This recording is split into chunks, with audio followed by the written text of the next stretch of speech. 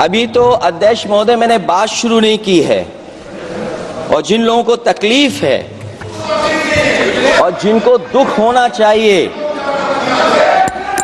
उनके बारे में मैं, हालांकि वो बात मैं बाद में कहना चाहता था महाकुंभ के बारे में, लेकिन अध्यक्ष महोदय क्योंकि बहुत सारे माननीय सदस्य ये सुन नहीं सकते हैं, इसलिए मैं बात वहीं से शुरू करता हूं।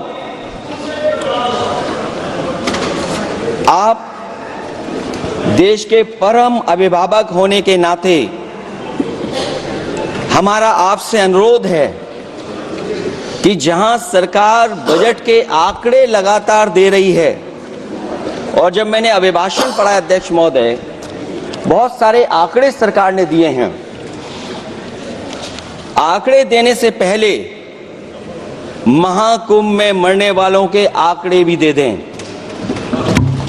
महाकुंभ की व्यवस्था के बारे में स्पष्टीकरण देने के लिए मेरी मांग है अध्यक्ष महोदय, सर्वदलीय बैठक बुलाई जानी चाहिए। महाकुंभ आपदा प्रबंधन व खोया पाया केंद्र की जिम्मेदारी सेना को दी जाए।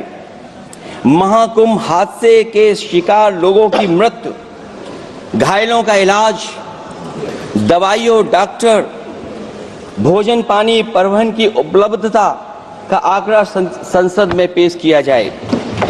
महाकुंभ हादसे के लिए जिम्मेदार लोगों पर, महाकुंभ हादसे के लिए जिम्मेदार लोगों पर घोर दंडात्मक कार्रवाई हो। जिन्होंने सच छुपाया है उनको दंडित किया जाए। अध्यक्ष महोदय, हम डबल इंजन की सरकार से पूछते हैं, अगर अपराध बोध नहीं था तो आंकड़े दबाए, छिपाए और मिटाए क्यों गए हैं? सच छिपाना और मिटाना भी तो अपराध है। इसका दंड कौन भुगतेगा अध्यक्ष महोदय? जहां इंतजाम होना चाहिए था वहां प्रचार हो रहा था। एक धार्मिक समागम में डबल इंजन का राजनीतिक प्रचार अशोभनीय है, निंदनीय है। इतने बड़े हादसे के बाद कम से कम अब तो वो होर्डिंग उतरवा देना चाहिए।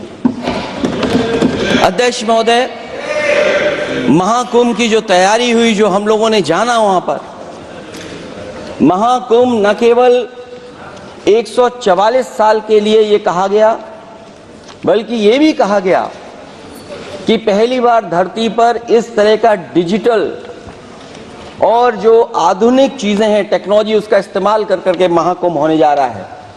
सीसीटीवी, ड्रोन, लाइव स्ट्रीमिंग के आधार पर जिनका दावा था कि वो डिजिटल कुंभ करा रहे हैं, वो मृतकों की डिजिट नहीं दे पा रहे हैं।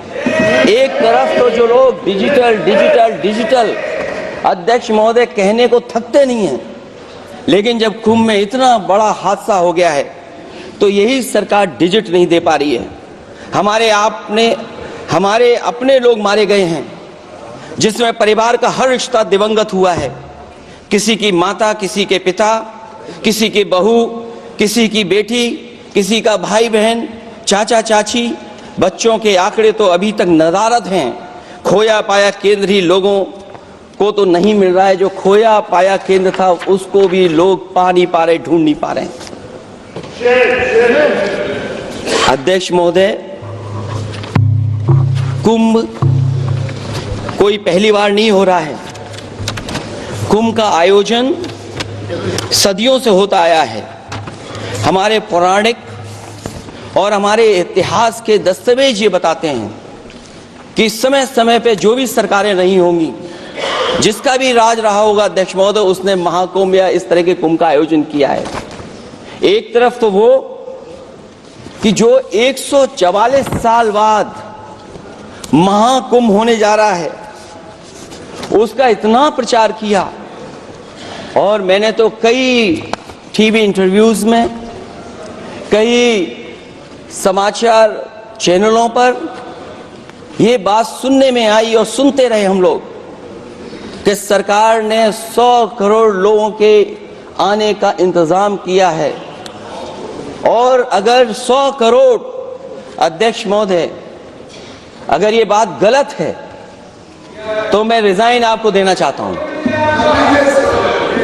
अगर अध्यक्ष महोदय, ये माननीय सदस्य लोग अगर ये नहीं सुन पा रहे हैं तो मैं इनको एक एक को, आप नहीं गए स्नान करने, आप स्नान करने नहीं गए, इसीलिए इस तरह की भाषा का इस्तेमाल कर रहे हैं। अध्यक्ष महोदय, ये कहा गया कि 144 वर्ष के बाद ये हो रहा है। जहां तक मेरी समझ और जानकारी कहती है, जो एस्ट्रोनॉमी और एस्ट्रो चीजों को समझते होंगे वो ये स्वीकार करते होंगे, जो भी कुंभ होता होगा वो 144 वर्ष के बाद ही होता होगा। लेकिन ये कहा गया कि नक्षत्र ऐसे हैं, तो मैं अध्यक्ष महोदय सरकार से कहना चाहता हूं कि सतयुग से लेकर के कलयुग तक ये सनातन परंपरा रही है कि संत महात्मा साधु समाज मुहूर्त के हिसाब से शाही स्नान करते हैं, उसमें नक्षत्रों के हिसाब से जो सहयोग बनता है वही शाही स्नान का मुहूर्त होता है। लेकिन भाजपा के राज में ये सनातन परंपरा टूट गई।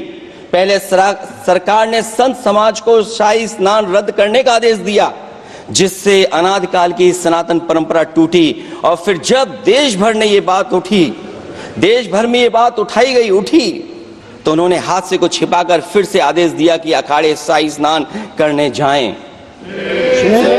इससे सरकार ने पावन मुहूर्त के स्थान पर अपने मनमाने समय पर स्नान कराने का आदेश दिया। बात उस दिन या तिथि की नहीं होती है, बल्कि निश्चित मुहूर्त काल की होती है। ये सनातन परंपरा तोड़कर इन लोगों ने अच्छा नहीं किया। और ये क्या परंपरा टूटी है कि नहीं टूटी है, मैं समझता हूं अध्यक्ष महोदय मुझसे बेहतर सामने वाले ज्यादा जानते होंगे इसके बारे में। और जो लोग अध्यक्ष महोदय, जो हम लोगों ने देखा वहां पर लोग पुण्य कमाने आए थे और अपनों के शव लेकर के गए हैं। चमत्कारी करिश्मा तो ये हुआ है, श्रद्धालुओं के शव मिल गए थे, पर सरकार स्नान करने वाले मरने वालों की बात स्वीकार नहीं कर रही थी। और इससे ऊपर ये बात जो वहां पर और हुई, अध्यक्ष महोदय, जब ये जानकारी हो गई कि कुछ लोगों की जान चली गई, लाशें हैं जो मोर्चरी में पड़ी हैं, अस्पताल में पड़ी हैं, उसके बाद सोचिए सरकार क्या कर रही है।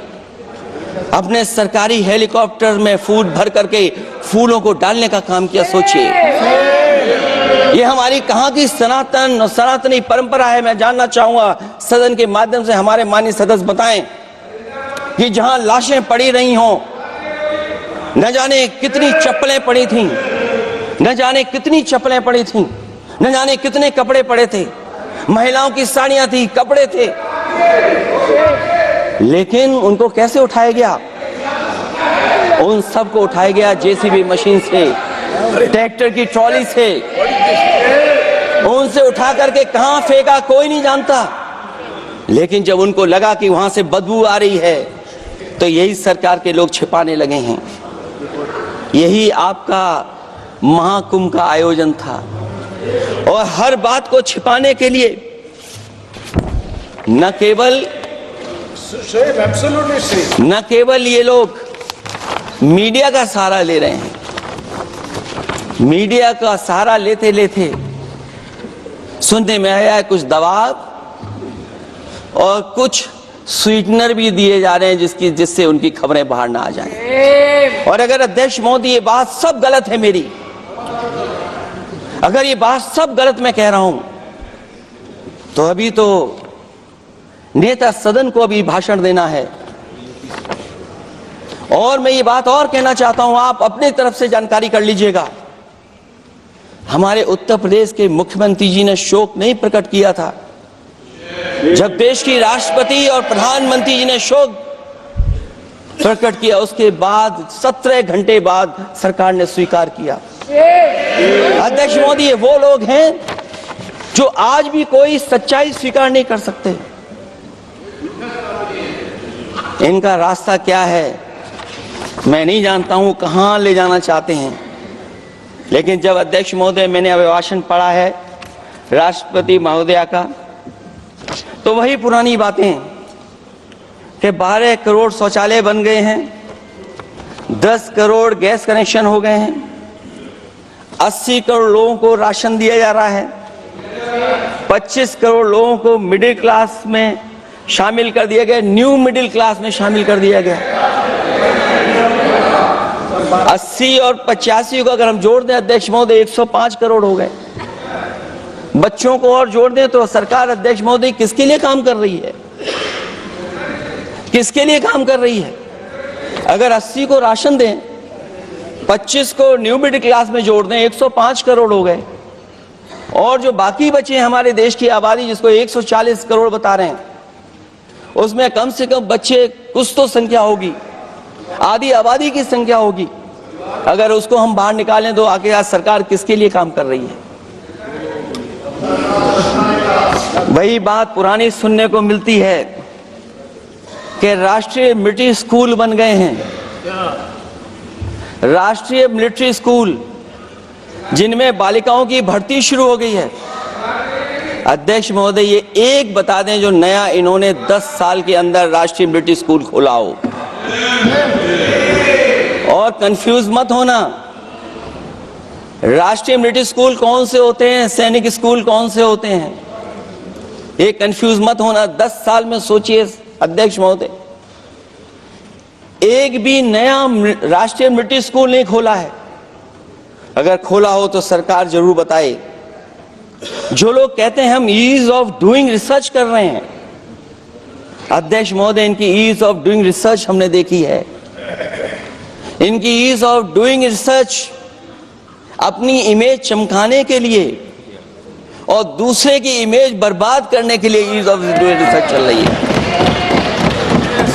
ईज ऑफ डूइंग बिजनेस, मैं देखता हूं जहां कहीं भी इन्वेस्टमेंट मीट होती है, देश के सभी मंत्री वहां पहुंच जाते हैं, सरकार के मुखिया भी जाते हैं वहां। मुझे याद है उत्तर प्रदेश में सबसे बड़ा आयोजन हुआ था इन्वेस्टमेंट मीट का। न केवल इन्वेस्टमेंट मीट इन्वेस्टर्स को बुलाया गया था, बल्कि डिफेंस एक्सपो के भी कार्यक्रम कई हुए थे।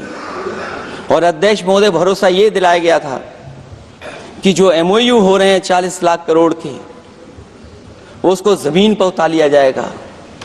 मैं इन्हीं डबल इंजन की सरकार से जानना चाहता हूं कि जो 40 लाख करोड़ के MOU हुए उसमें कितना जमीन पर ये सरकार उतार पाई है। कहीं ऐसा तो नहीं है कि सरकार के डबल इंजन आपस में ही टकरा रहे हों। अब तो जो खबरें हम लोग पढ़ते हैं, न केवल इंजन टकरा रहे हैं अध्यक्ष महोदय, अब तो डब्बे भी टकराने लगे हैं। सुना है क्योंकि दिल्ली में चुनाव है, आप इंजीनियर की डब्बा हैं। ये हमारे पुराने माननीय सदस्य हैं, आप हम एक हैं, बस जगह अलग बदल गई। जिस विभाग के मंत्री हैं वो हमारा ही काम है, आप लोग अच्छा नहीं कर रहे हैं। अध्यक्ष महोदय, दिल्ली का चुनाव है तो मैंने राष्ट्रपति जी के अभिभाषण में सुना कि यहां पर मेट्रो की जो दूरी है वो दुगनी कर दी गई है, पटरी दुगनी कर दी गई है, एक्सपेंशन हो गया है इतना। अध्यक्ष महोदय, मैं स्वीकार करता हूं दिल्ली का चुनाव है, एक्सपेंशन की बात करेंगे, लेकिन कभी आपने क्यूटो का नाम सुना है? आपने वेनिस का नाम सुना है?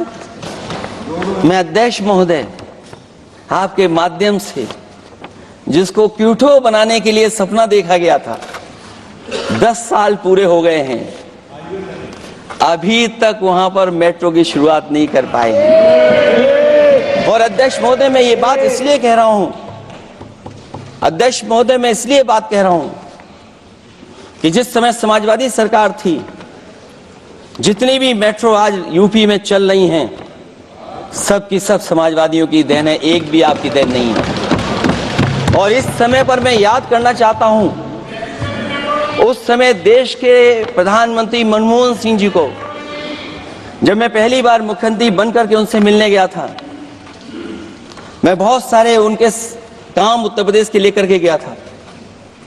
आज वो हमारे बीच नहीं हैं, लेकिन कम से कम उन्हें इसी बात से याद कर रहे हैं जो जो मैंने काम उस समय दिए थे, एक एक काम उस समय के प्रधानमंत्री जी ने मेरा पूरा कर करके, और उसका परिणाम ये हुआ है अध्यक्ष महोदय, और उसका परिणाम ये हुआ है कि आज उत्तर प्रदेश में जितनी भी मेट्रो चल रही हैं, चाहे वो लखनऊ की हो, कानपुर की हो, आगरा की हो, नोएडा की हो, ग्रेटर नोएडा को जोड़ रही हो, दिल्ली को जोड़ रही हो। और अध्यक्ष महोदय, जिस समय उद्घाटन हुआ था दिल्ली से नोएडा को जोड़ने वाली मेट्रो का, उस समय देश के प्रधानमंत्री एक विदेश के बहुत बड़े उनके साथ बैठ करके गए थे उद्घाटन करने। वो अगर किसी ने काम किया था पूरा, तो नोएडा अथॉरिटी और समाजवादी सरकार ने, उसमें आपकी देन कोई नहीं थी। ये बात मैं मेट्रो की इसलिए कर रहा हूं कि जो लोग दिल्ली में मेट्रो बना रहे हैं, वो बनारस में मेट्रो क्यों नहीं बना पा रहे हैं?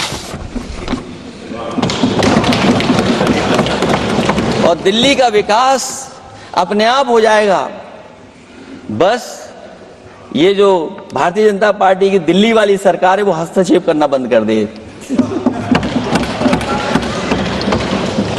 अध्यक्ष महोदय, रिवर लिंकिंग का कार्यक्रम कुछ दिन पहले प्रधानमंत्री जी ने किया। अध्यक्ष महोदय, मैं आपके माध्यम से, जहां किसानों के लिए एक नई चीज आ रही है जिससे कि न केवल उनकी खेती बाड़ी बल्कि बहुत सा सुधार दिखाई देगा। खेती बाड़ी को भी पानी मिलेगा, पीने का भी पानी होगा। इंटरलिंकिंग पुरानी योजना है, और मुझे याद है जब पहली बार उसका MOU साइन हुआ था, उस समय दोनों प्रदेश के मुख्यमंत्री शामिल थे, लेकिन जब उद्घाटन हुआ है तो दोनों के प्रदेश के मुख्यमंत्री वहां से गायब थे। और वो कारण अगर जानना चाहोगे तो वो कारण भी बता दूंगा अगर आप कहोगे तो। जहां इंटरलिंकिंग हो रही रिवर की, ये अच्छी योजना है। 40,000 करोड़ रुपए आप खर्च करने जा रहे हैं। लाखों लाख जमीन उत्तर प्रदेश और मध्य प्रदेश की सिंचाई के लिए शामिल हो जाएगी, लोगों को पीने का पानी मिलेगा।